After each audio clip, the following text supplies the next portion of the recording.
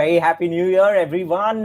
We are in 2022, and I am super excited because my first guest is none other than Radha Basu. She's the CEO of iMerit and the founder, a global AI data solutions company delivering high quality data that powers machine learning and artificial intelligence applications for Fortune 500 companies. She is a leader, tech entrepreneur, and a pioneer in the Indian software business. Radha has received many honors, including the Global Thinkers Forum Award, UN Women ITU Gender Equality Mainstreaming Technology Award, Silicon Valley Business Journal Women of Influencer Award, Top 25 Women of the Web, and CEO of the Year. So there are many feathers to her hat, and I can't wait to interview and learn about her journey.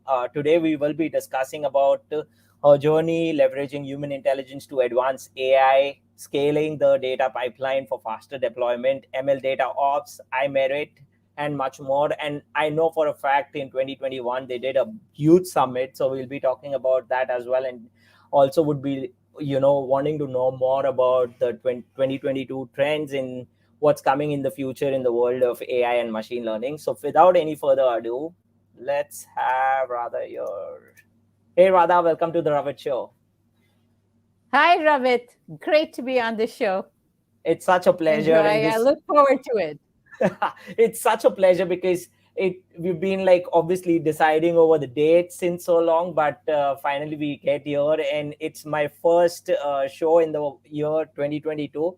So super excited and wanting to learn more about your journey. So, but obviously to start with, I would love to know more about you, and I'm sure the audience would love to know more about you. So can you introduce yourself? Well, Happy New Year to start with, and hope 2022 is a year that brings us, good health and happiness and togetherness. I think that would be the best thing to have, right? To be able to actually see each other. Yeah, so I'm Radha Ramaswamy Basu, and I'm an engineer from the southern part of India originally, and have been in the corporate technology world at Hewlett Packard 20 years, and then started a software company, took it public on NASDAQ, and then from there actually came into looking at how can we really leapfrog and have young people work in the AI world, in the digital technologies world, and especially young women. And what would be the next wave or the next revolution as the IT revolution has happened in India? And during my days in the corporate world, I actually had an amazing opportunity to start Hewlett Packard in India at a time when nobody believed IT was being done here. This was in the late 1980s. So you can see how things have changed so much. It's a multi-hundred billion, $300 billion business. And now the next wave, AI. So I'm really looking forward to have seen some of your shows, and, it's really interesting to be on. Thanks, Radha. That's I feel very honored coming that from you, and definitely would love to hear your thoughts, how, the transition has been from 1980s to till date, because you have seen the things actually moving towards the technology moving towards the advancement. So I would love to know your thoughts on the year, maybe 2022, which areas in machine learning and AI will be dominating.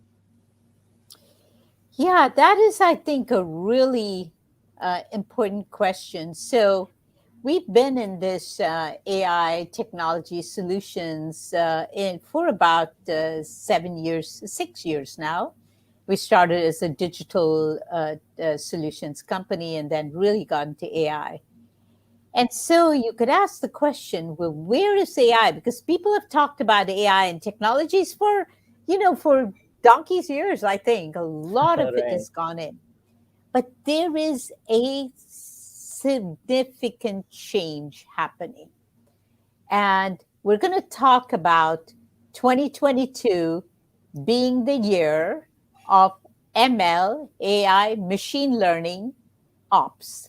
and Wow. data ops in particular. Why is that? And can you imagine after all these years to be able to talk about that? So, what is ML ops? It's a combination, it's like an equation. I think of everything as an equation, so please bear with me. It's ML ops equals ML model ops plus ML data ops. That's Right. what brings it together. So, what we've been working on these years has been to train those models with a lot of data and creating the models, those algorithms that go into products that AI born companies like in autonomous vehicles and stuff like that, where they incorporate them in LiDAR. And we'll talk about all of that LiDAR, radar, etc. That's Right. kind of it's been our life for the last few years. And now those models are starting to get into deployment. And it's going into the whole ML ecosystem is very important for end-to-end production success. And no man is an island, as John Donne said. No model is an island. The promise of AI doesn't exist in model in isolation, but the sharing of data to create opportunities. And that shared responsibility to make the ML successful at scale and realize its potential is really important. And we are in the first steps, and I call them, some AI ML technology companies may not agree, but I say that's in the first steps, the baby steps of taking AI into production. What does that mean? It means that we have to really look at the ops side, and we have to get into that other side of the equation, right? ML ops equals ML model ops plus ML data ops. And we are getting into the model centric to the data centric. And that is why ML data ops, I really see that AI going into production is the first steps towards getting there. So that's why I think 2022 is the year of ML data ops. I think it is something like this is the best explanation on ML model ops, data ops, and ML ops coming together in, why it will actually be ruling in 2022 and maybe in the years coming after that as well. This is amazing, Radha. Thanks for this amazing explanation. It does clarify a lot of things for me, and I'm sure once this goes on air, people will love the explanation. So obviously, since we talk about these, the question that arises is, what will be the role of humans or experts in the loop? How will they actually look at these things? Because at this moment, where I stand, I hear a lot about ML ops. I hear a lot about ML data ops, about model ops. But how do these connect? And where do humans stand in this loop? Wow, we're going right into it, Ravit, which is what I like. So let me start by saying that I want to give you a little bit of background before I answer that question directly. Yeah. At iMerit, I feel we're very grateful to have had ringside seats to our clients, different stages from startups to massive AV companies. And why did we have a ringside seat? Because we have been training those models and training the algorithms. So over time, as humans, we're gaining learnings time and again from them, deep insight into how to make this work at scale, whether it's autonomous mobility or the different areas. Now, when you start to bring AI to the physical world, you're actually, so let's take an example like autonomous vehicles. And I'm just using that because that's what you hear about the most now. It's where we have a lot of experience as well. And I wanted to share things with you that I'm not just reading somewhere, but that's really our experience. Exactly. So it is, so think of these vehicles. And so you have LiDAR. I was actually in one of these vehicles, right? So it was ones we have trained. So it was quite interesting being in the vehicle. You have the Right. LiDAR, you have the 3D LiDAR, you have 6 radars, near side, far side, 10 2D cameras, and this autonomous vehicle. I call this the ground robot because there are ground robots, aerial robots, and home robots, right? So if you Yeah. think of robots as a whole. So this ground robot is moving. And we think we have trained it with all the models, the technologies, and it's going to work beautifully well. And Exactly. then comes up the first thing that it sees could be half a tree hiding half the stop sign, could be as simple as that. And I'll share some really interesting examples with you Yeah. about what are the kinds of things that it comes across. So then you're immediately saying, how am I going to solve those? We think of them as just edge cases, but they could be Right. 50%, these things that it hasn't seen in the real, in its model when you're bringing AI to the physical world. And Right. that is what data as the center of the operations become. It's not the data you're using to train the algorithms. It is the data that is coming at this ground robot with Yeah. LiDAR and radar and 2D cameras. And it's taking all of that in and really reacting to it. And that is where it is no longer, and this is I would say, a significant step in the last year. And people have started to realize as the deployment, as Yeah. the fleet operations or getting into the field operations is happening. And that is, it is no longer technology and humans in the loop of technology. It is a fusion, and I will Right. be careful not to use the meta word, but which I just did. Yeah. But it's the fusion Right. of the robot with the human intelligence. And it's an infinite loop that goes like this because data is coming at it. And I could even see that just sitting in the vehicle. I was in there for about an hour and a half. And I was looking at the thinking, oh my gosh, did we label this properly? This is an edge case we've never come across. Exactly. How did we map this? A mapping of Washington, D.C. versus of Munich versus, well, I don't know about India, but, Yeah. different cities is very, very different. And it is in that intelligent humans, fusion of intelligent humans and intelligent robots.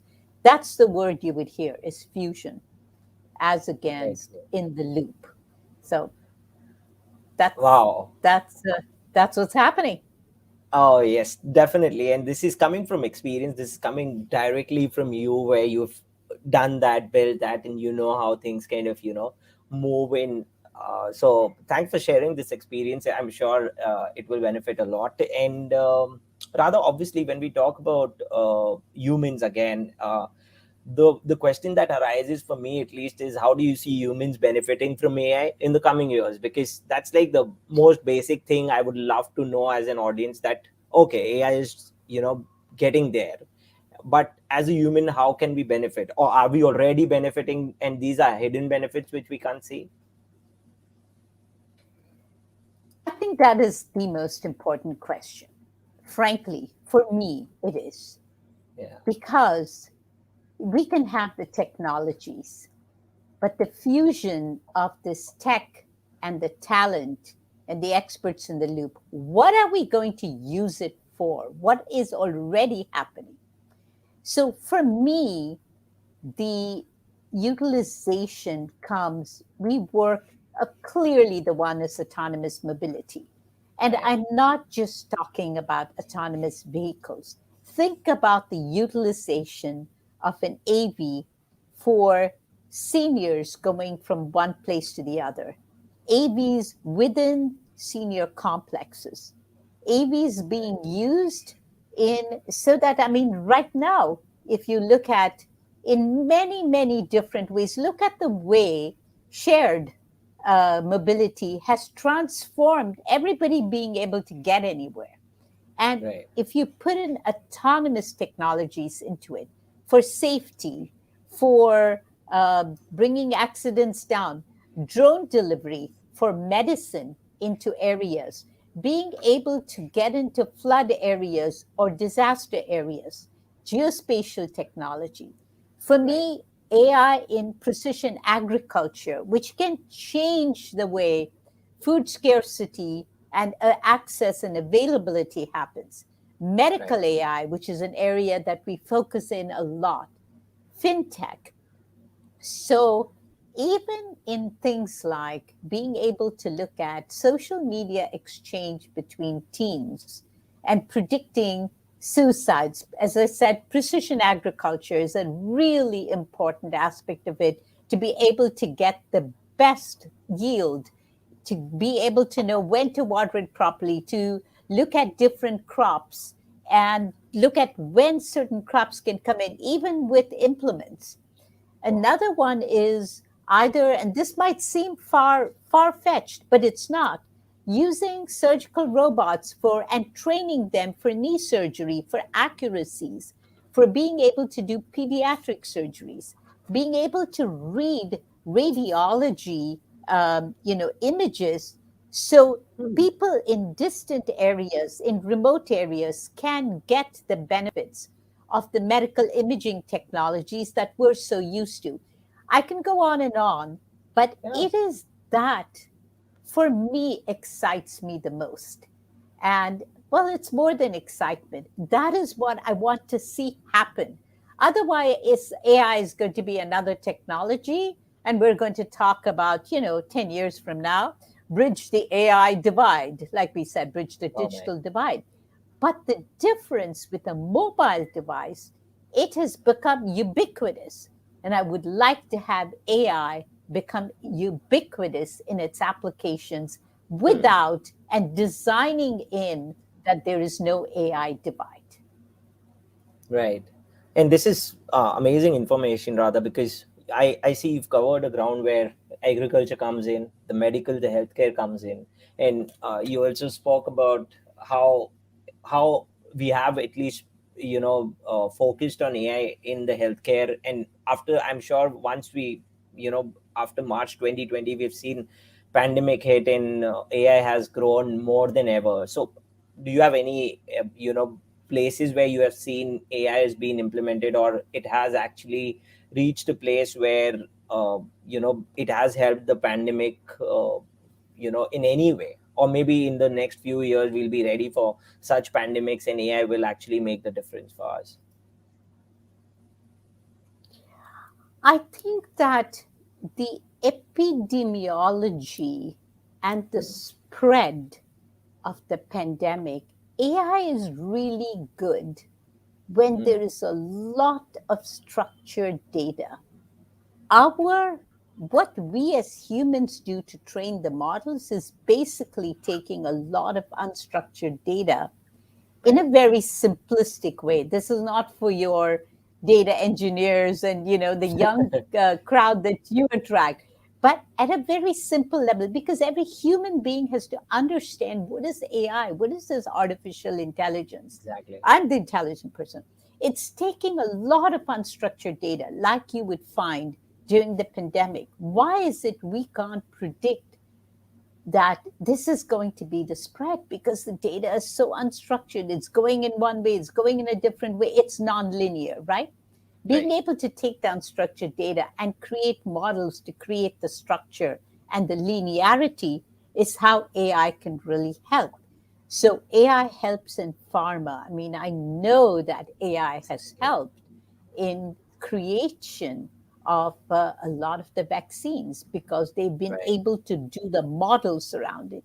So whether it is um, the pandemic, whether it's looking at the actual vaccines themselves or in the Mm. epidemiology of the spread of AI, right? We used AI, I'm thinking now at least 5 years ago, when there was in the Mekong Delta, there was all the, I forget exactly what it was called. It was like the bird flu kind of thing, and it spread. It was the SARS virus, and it Oh started yeah. to spread. And even then, we started to use AI from the epidemiology point of view. Now we're using it for pharma. But all of this, Ravit, is in its early stages.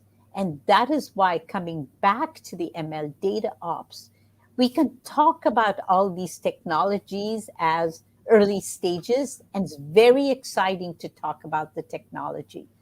But I'm a practitioner. For Right. me, it works only when this thing is out there, it's actually helping people, it's actually Exactly. having an impact. Then to me, something is scaling. I'm a scaling person. So there are others who can be technologically more exciting for you guys, but I'm the person who scales it and makes Very things true. work. And this is where ML data ops really comes in. This is amazing, Radha, because that's one of the things which I love to hear from leaders like you, and I love to see how, what type of focus you have. Like, it's more around the side where it should scale, it should be implemented, it should be benefited from humans out there, and not just in the textbook. So it does make a lot of sense. So this is like the good side that we've spoken, Radha. But now I would obviously want to jump to a side which is, uh, I wouldn't say controversial, but people talk a lot around it, and people are open. Even folks from the AI world, AI experts, I've heard a lot about it, and they do mention about a large portion of the projects in AI kind of fail. And why do you think that happens? Rather, would love to know your thoughts on this. So there are two parts to this, right? One, does it fail in the product development, which is really about the model training and the algorithms and all the Very data important. that goes into the training of the models. The second one is in the failure of its deployment and the applications and unpacking what it needs to be data centric, right? This whole ML data ops. So let me take the product side. A lot of people think, well, let's reduce the amount of data because having too much data to train things is taking too much time and too much product. But if you are to model, think about just cancer cell categorization, right? The amount of data needed, what are you doing? You're taking the intelligence of the humans who have actually been able to look at this cancer cell data and you're training the algorithms. If you don't put enough into it, or if you have bias, so for example, you take all the cancer cells or the radiology recordings just in the US, or Mm-hmm. white males, or you just do it for Chinese, Mongolians, or something. You're never going to have. I mean, one of the things they found is that training algorithms for that, for cancer Right. cell categorization, and the cancer cells, and the categorization is so different, not the cells themselves. Mm-hmm. Categorization is so different when you're dealing with, like, why do they have like a cardiology unit just for South Asians? Why do you have Right. the South Asian view of heart disease versus the Midwest in the US view of heart disease? Because the causes, the training, the data is all different. And so you have to train the algorithms to not have bias, to not take a stream. You can say this product only works for this and this particular application, Right. or voice recognition, right? ASR and voice recognition. And Mm. conversational AI is a big part. But imagine training your algorithms. And this was a very funny story that happened well, I won't name who it is, but one of the senior large company CEOs, lady CEO, was testing the product of their conversational AI, which was just going to be introduced. It was a week before, and found that her voice was not being recognized because it was trained with male voices. Oh And my. it was as bizarre as that. And so they actually delayed the introduction of that product. This is one of the largest tech companies in the world. They delayed it by about 6 months to be able to Oh do my. that. So you have to train with all the different diversity. This is why Mm. diversity in AI is so important. when you look at our company, and I'll just say this for a moment, we are 54% women. We're 5,000 Wow. people and 54% women. Yes. Imagine in a technology company. This is one of the things I'm so excited about. So Exactly. we bring, you can have fashionistas in New Orleans, you can have them in Baton Rouge, and oh my gosh, they can do their fashion AI training in many different ways and bring a lot of ideas. Let me look at the other side, which is the ML ops side. And what is the importance? What do we need to do on that side of things? So I think this is really important to understand. So Hmm. we have to, in order to deploy, now it comes to good old solid operations, Exactly. enterprise grade architecture for an end to end solution. What does that mean? Scale, security, infrastructure, ability to quickly deploy new uh, functionality infrastructure, which your engineers on your show would know, terraforming, CI Yeah. CD. But scale, security, and safety are three of the most important, the three S. We call it the three T's and the three S's. And I'll explain the three T's. Human and technology hybrid to make AI advance. So bringing together the technology, the technique. Most people forget technique and talent, the three T's. Solving edge cases with high quality data, scaling your data pipeline for rapid deployment. These are not your sexy, oh, it's the next LiDAR, what's the next this? But without this, AI will not be successful and will not deploy. And that is, and having a single source of truth in order to be able to, when we are going through the deployment, through all of these different views of where AI is. Those are, that is what I'm unpacking for you, what it means to be ML data ops and data centric. This is amazing, explanation in terms of, first thing I would congratulate on maintaining and having a fantastic diversity, which is like 54% in iMerit. So it's a huge thing where a technology company having you know more diversity, balance, and there are more women working in this space. I super proudly support the women in tech, and I think they are doing fantastic work.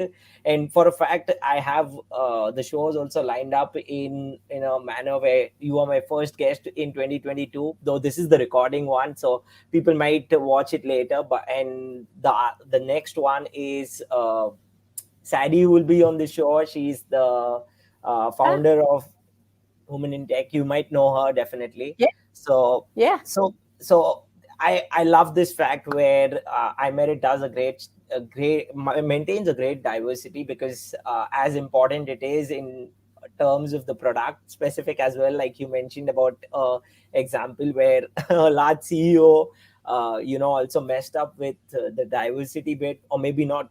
Obviously it might have not clicked them at that moment, but it is definitely super important. And I love the three T's. I really liked how you've broken down all the pieces, and I'm sure the engineer friends out there will love this conversation and how we've moved in. So moving on, obviously, Radha, I have a lot of questions, since you like a fantastic like you have experiences to share, and would love to know how are you seeing the needs of AI companies changing as they evolve from prototype to production, because that is also one very important aspect for all the AI companies out there. So yeah. yeah. So I go back to saying that it's an end to end game now. Yeah. When you start to look at, and such an important part of looking at this whole life cycle. So you start to look at and I'll just give some the words that you're doing labeling to extract structured data from an unstructured medium. You're doing mapping to capture the highly dynamic change of information in the real world. You're mapping the real world to the models that you've been creating. You're validating, ensuring variances in the data or surroundings are correct or not, monitoring, detecting changes that may require human oversight and input. And that is the end to end AI data solutions are coming to market. And that is why we have really focused this last year, and particularly this year going forward of the next 3 years, of the end to end data solutions. And I think a very important part of this is to recognize that algorithms in the field will come back with a lot of edge cases, which data operations will scramble to resolve before the algorithm is redeployed. So, quality data, high quality data, is a very important ingredient. And you asked this question about the really important question of the role of humans or experts in the loop. And I said no longer in the loop, it's the fusion. So, what does that mean? Skilled people are key to scaling and closing the last mile. Training on nuances and edge case technologies, and being able to bring that together. There's also a motivation, and we tend to overlook the importance of the motivation, the cross training, the confidence. We call it, there's another three I have: comprehension, confidence, and communications. The confidence to challenge algorithms and provide insights. I can't tell you how important that is. You say, oh, that's the machine, but it says it's doing that. And we're like, okay. And there will be, and this is one of the things is with young people, our company is very young in age. You won't know that looking at me, Ravit, but our company's average age is 24 and a half. Wow. And these people are confident as heck. They will tell the CTO of one of our client companies, you know, your algorithm or your policies are wrong, and really challenge the algorithm and provide the insight as to why, because they have seen many more annotations and much more labeling and data than anybody else they work at the client they're working for, because we're doing it. So diversity in opinions and backgrounds, these all become what the fusion of the AI in the loop.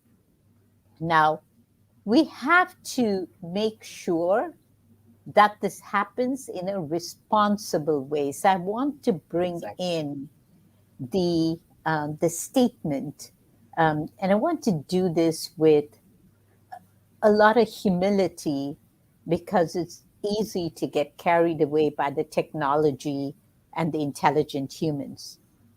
AI should responsibly benefit everyone. And you would hear that in our summit. You hear three things in our summit: responsibly benefiting, edge case. Everybody talked about edge case, this fusion.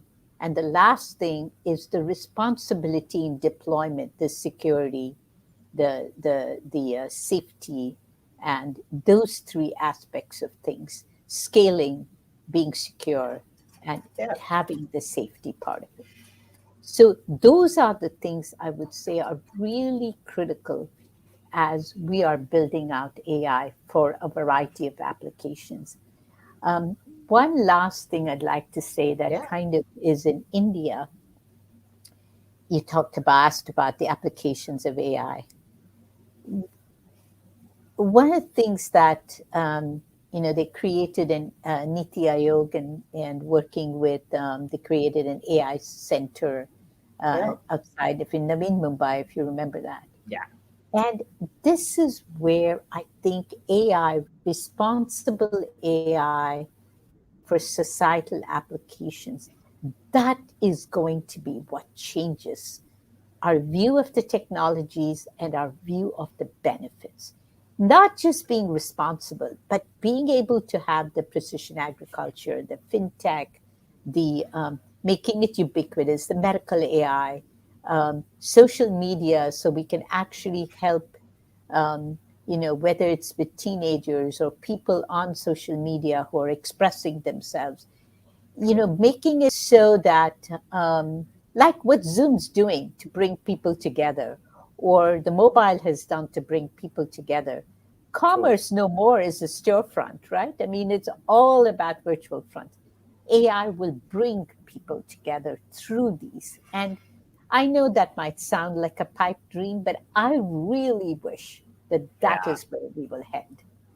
I'm sure, this is a very important point rather that you mentioned, because I feel like you mentioned AI, responsible AI is something that is very important, and I'm sure a lot of conversations in the summit also happened around it. I did give it a listen, and I heard a lot around it, and this totally makes sense to me as well, because humans out there who are standing on the line, and they feel that how are we benefiting the most out of AI, or how are we actually being on the line, and we can easily say that yes, AI is helping us to understand social media better, or AI is helping us to understand medical services better. How are things doing there, the fintech world, even the agriculture world? So it does make a lot of sense when you say that. So thanks for that, Radha. But also, since we were talking around, I know you mentioned about scalability and about the quality of data. So what do you think are the best practices for scalable and efficient data pipelines? I would love to hear about those as well. Yeah, first of all, I think that, um, we talked about applying models and we talked about the data within, Yeah, in.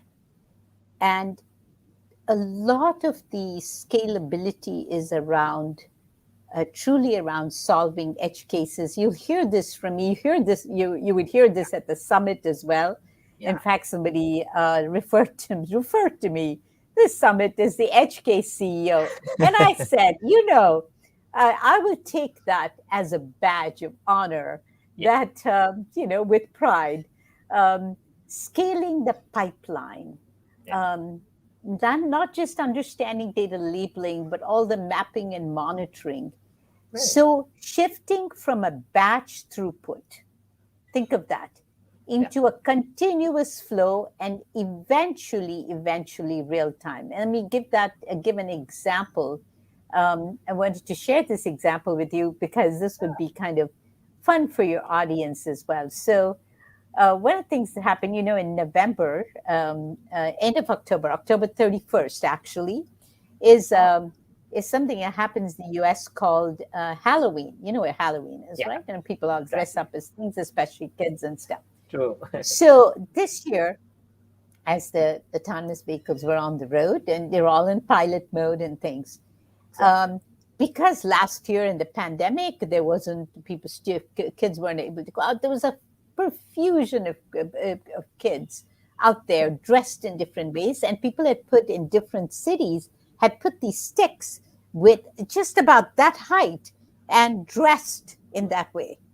Yeah. And honest to goodness, that distinguishing between in real life between that stick kid and the real kid who's dressed up, who isn't dressed up that way usually, was one of the edge cases that came out. And this was actually happening almost real time and going into triage and Mm. being able to, but you can picture it. I actually saw in multiple cases, and our people did, and our people would be looking at these images and saying, what do we do? What do we do? Because they looked so similar. Are you Yeah. looking at a reflection? Are you looking at the person? This is human intelligence that needs to come into the models, and being able to scale to do this and do it in a very secure way. You do not want information that is Right. in medical or precision agriculture or even in social media, privacy, to be able to be shared. I mean, this is so important when we're dealing with patient data and things like Mm. that, right? Private Exactly. data. So, That's where the scalability, I'm just telling you, all these images that came in, we could have put 600 people more on in that period of time just to be able to deal with this. But through that, the models got trained. Yeah. That's where the intelligent human, when people ask me two things, how can you be a technology company with 50% gender equality? Yeah. I say, have you seen the world? It's kind of 50-50, So True. why would a tech company be that? And when Very people true. say a second question, is technology going to take over, AI going to take over jobs? What will happen? We created 1,500 jobs during the pandemic. Our Mm. business grew 80%. All right. And why? Because that fusion of the machine intelligence and the human intelligence is what makes AI successful. And in that is the scalability and the security and the safety that are built in. Coming to your, trying to answer your question on Yeah. uh, the scalability aspect. I think it is Can I? fantastic, Yeah. Radha. Yeah. Yeah, I'd please. like to say one more thing in scalability. So I got kind of carried away with the human side of things. Automation is going to happen, has to happen. You can't be just increasing data and data and data and True. everything being done. So I totally believe in the kind of um, I don't know whether it's a type of leadership or just I'm just the person who believes and being. I believe that if I don't disrupt myself, somebody else will. So I'll take it to our company. So, or to AI. We have to be the disruptive leader. And as they say in the Singularity University, you cultivate a culture of exponential thinking with the help of the lessons. So, with the help of edge cases, we cultivate a culture of exponential thinking.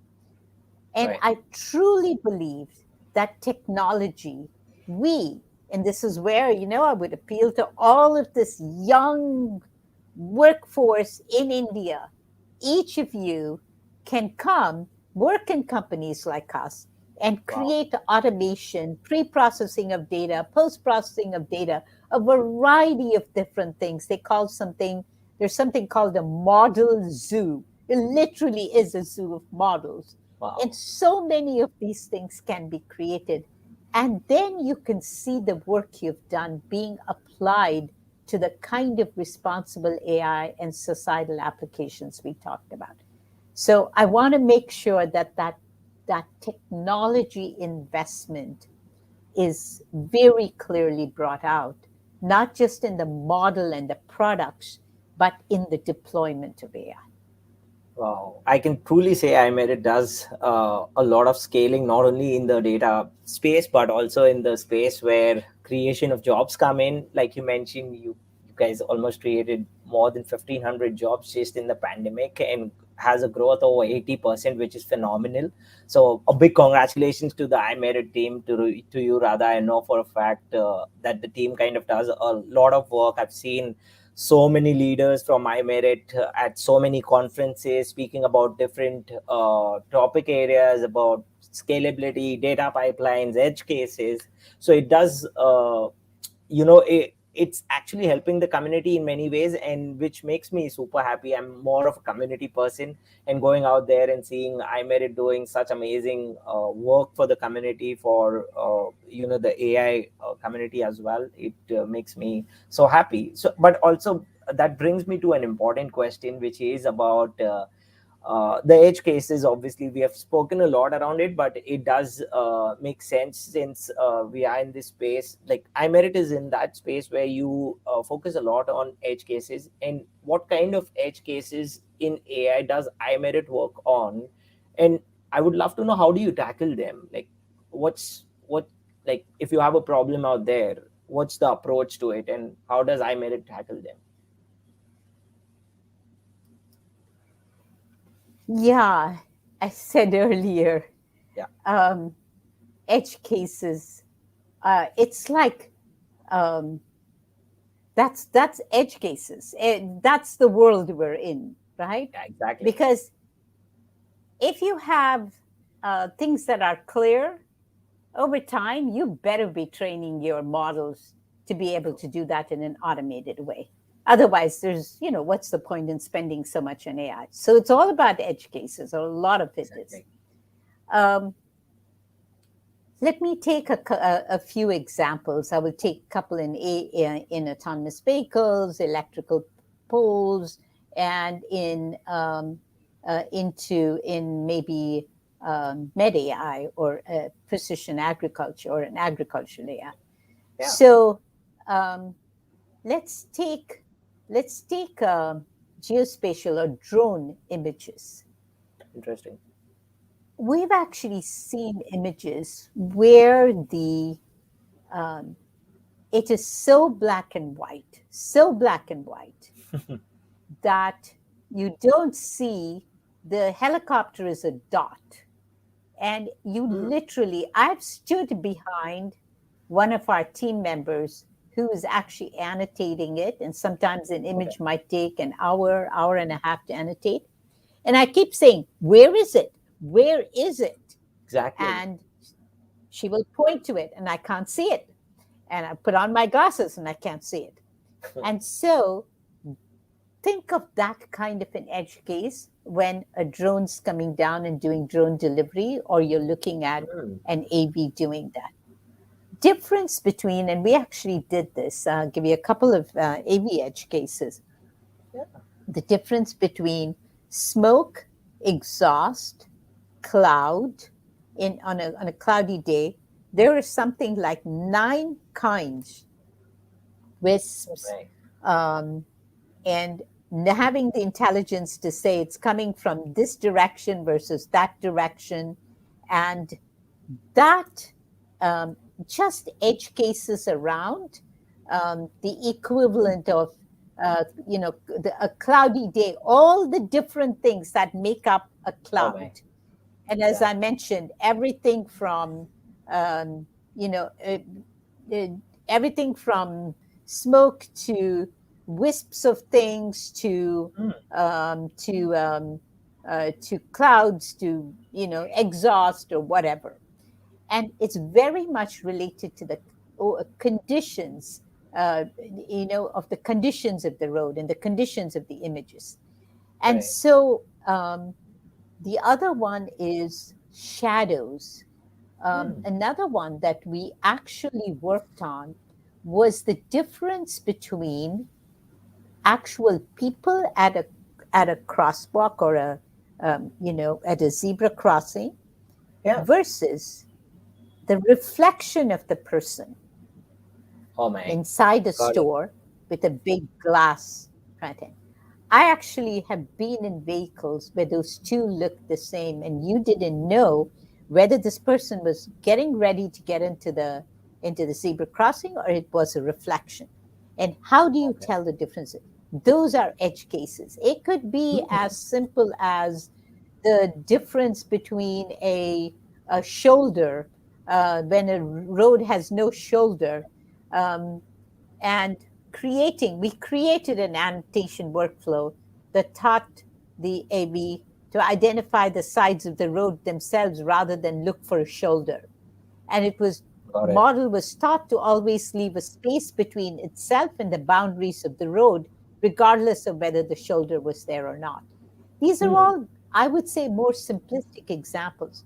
When you take this into looking at a cotton plant and looking at the buds of the plant at the end and recognizing a weed from a plant, and saying whether this plant has some disease versus a weed, that's an edge case that, interestingly, some of our young people who come from rural areas were actually able to train the models better for one of the largest agricultural companies in the world.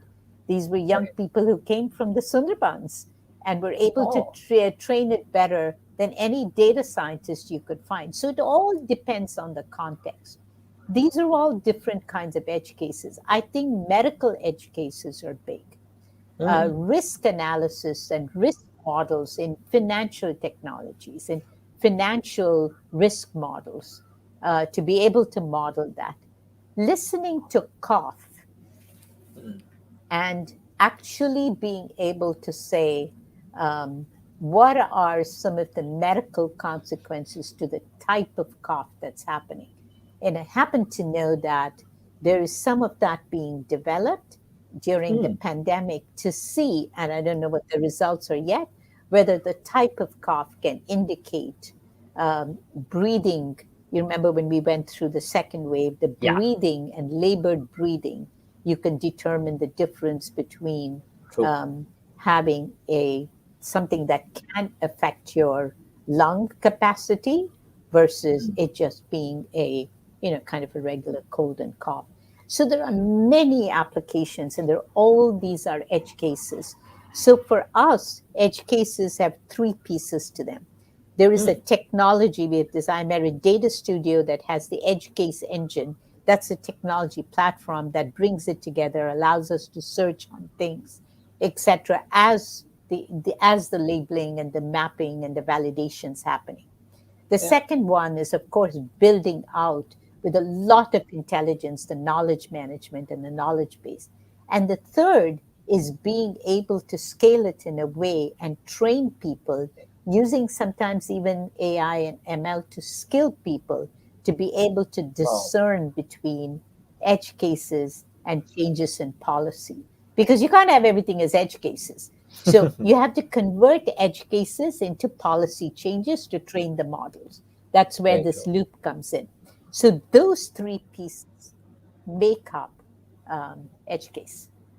Wow. Long-winded answer, but I thought you wanted some examples. Yes, exactly. I wanted some examples in the edge cases. I wanted to get into the weeds of what you were actually talking about. Like, obviously, I've heard about edge cases, but not this thorough. So, thanks for the explanation, Radha. And definitely, I've actually noted it down the edge cases and how you identify it in three various ways, like technology, through intelligence, and through scalability. And obviously involving humans as well. So it does make a lot of sense. But that also brings me to an important question. Since we are towards the end of the show, I would love to know, about more about iMerit and about the future plans, because iMerit is always evolving, always coming up with something new. So would love to know from you what's in the coming years that we can expect from iMerit in the world of data ops, data AI, uh, data model ops in these spaces.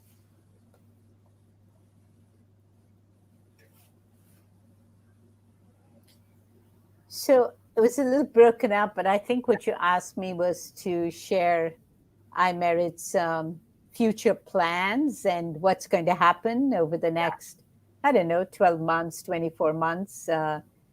Is that correct? That's what you were that's true. asking me about? Yeah. Yeah. Wow. That's uh, it's a very, I mean, it's a question we're working on right now very much. Yeah. So again, as the AI market moves closer to production and deployment, we see that our work and growth will reflect changing priorities of the teams working to leverage ML across the different industries.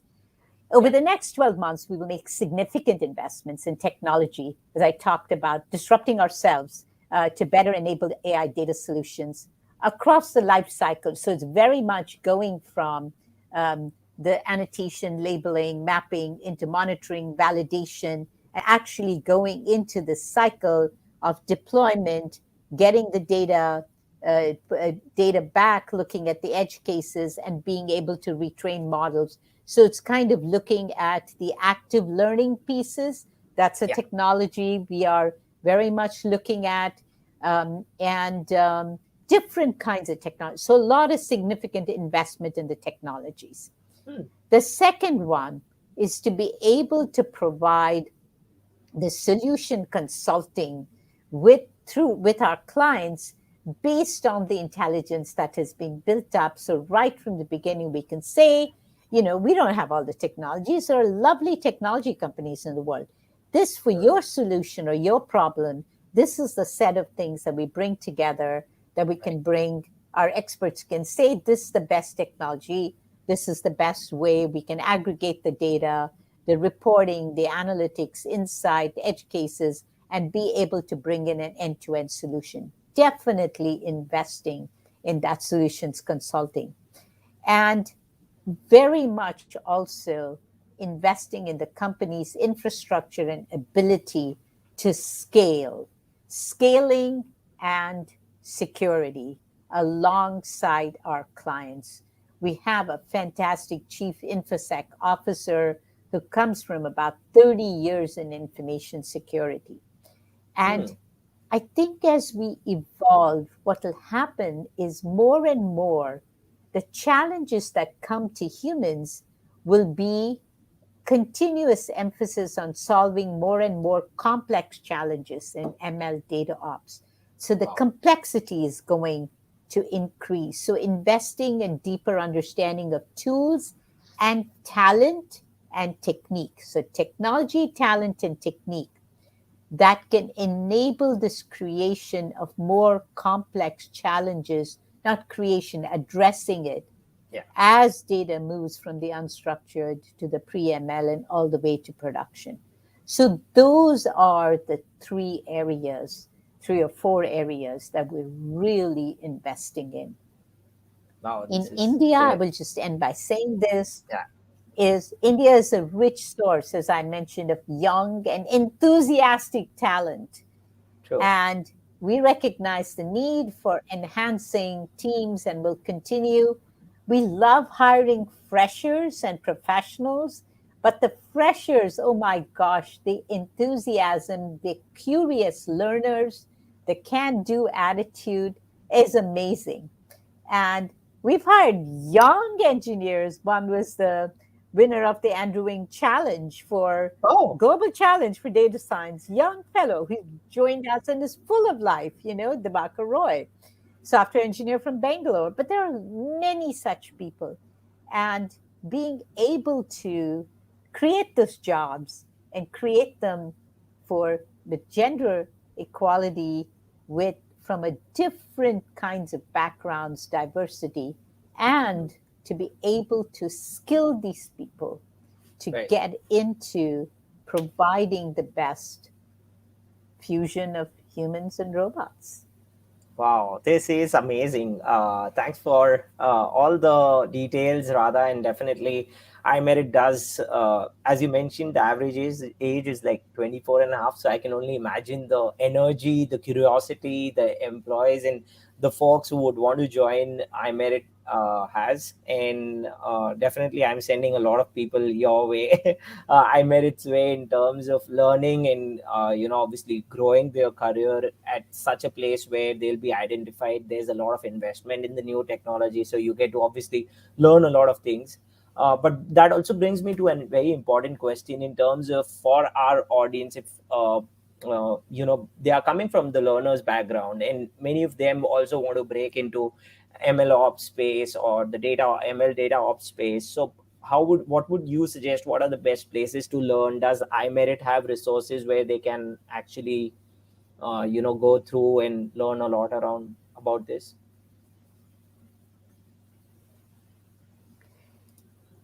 Ravit, I just lost you for a moment. Yeah. So if you could, sorry, if you could repeat that. It just Yes. went a little bit, was really, yeah.